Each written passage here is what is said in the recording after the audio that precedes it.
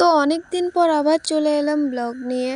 তো আশা করছি সবাই ভালোই আছো, আমিও ভালোই আছি। তো বেরিয়ে পড়েছি, এক জায়গায় যাচ্ছি একজনের সাথে দেখা করতে। তো আর আমারও একটু কাজ আছে, তো ভাবলাম কাজটাও সেরে নেবো, ওর সাথেও দেখা করে নেব। তো চলে আসছি বাজারে, আর এখানে আসলাম প্রথমে ব্যাংকে আমার মেন দরকার ছিল। তারপরে এখানে খাওয়ার দোকানে আসলাম, যেখানে আমরা বেশিরভাগ দেখা করি। তো এখানে আমি ওর জন্য অপেক্ষা করছি, কিন্তু এখনও আসেনি।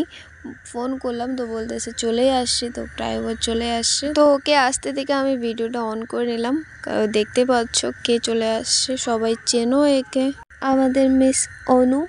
তো ওর সাথে দেখা করতে আসছি, আর তো বললামই কেন আসছি।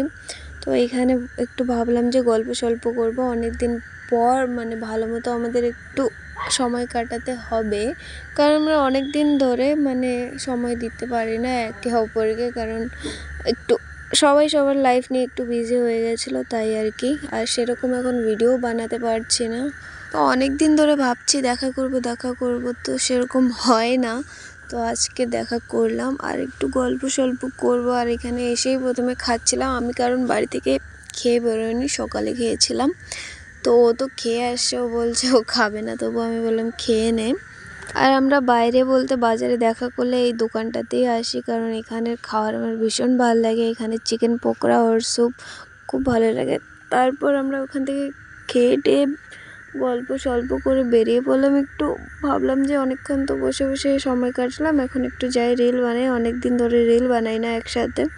তো বললাম চল। তো ওর পাশেই ছিল বাগানের পাশে একটা ভালো রোড ছিল, ওইখানে লোকেশনও ভালো ছিল।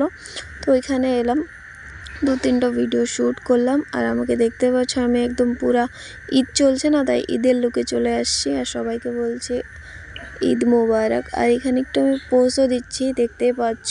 নতুন কুর্তি কিনেছি, তো তাই একটু ফ্যাশন করছি। তো আমাকে কুর্তিতে কেমন লাগে সবাই একটু জানিও। আমার থেকে তো আমাকে ভালোই লাগছে, তো তোমরাও জানিও কেমন লাগছে। তো এইখানে বলছি যে চল এখন বাড়ি যাই, ও বলছে। আর ওর বাড়ি একটু দূরে, তো তাই ও বলছে কি তাড়াতাড়ি চল, সন্ধ্যা হয়ে যাচ্ছে। এখানে তোমরা বুঝতে পারছো না, কিন্তু অনেকটাই সন্ধ্যা হয়ে গেছিলো। তারপর এখানে আসলাম বইয়ের দোকানে, ওর একটা স্টুডেন্টের নাকি বার্থডে আছে, তাই ও বই গিফট করবে। তো ও বললো কি না আমি বইয়ে গিফট করি, কারণ সবাই তো জামা কাপড় খেলার জিনিস গিফট করে, যেহেতু ওই পড়ায় তো ওই জানে কি দেবে না দেবে। আর আমি এখানে বাইরে ঘেমে শেষ, কারণ ওইখানে একটু রিল করলাম না, একটু ডান্সের রিল করলাম, তো একটু গরম লেগে গেছিলো। আর গরম তো চলে আসছে সবাই জানোই। আর একে এদিকে বিদায় দিয়ে আমিও এদিকে বাড়ি চলে এলাম। তো হেঁটে আসলাম, টোটো পাচ্ছিলাম না।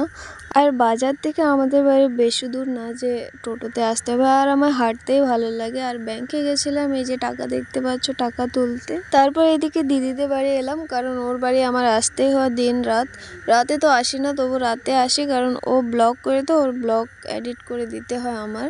আর বাজার থেকে বাড়ি এসে সোজা দিদিদের বাড়ি চলে আসি, কারণ আকাশের পরিস্থিতি খুবই খারাপ, দেখতেই পাচ্ছ। তো আজকে ব্লগ কেমন লাগলো সবাই জানিও। আর তোমরা যদি চাও যে আমি ডেলি ব্লগ করি, তো একটু কমেন্টে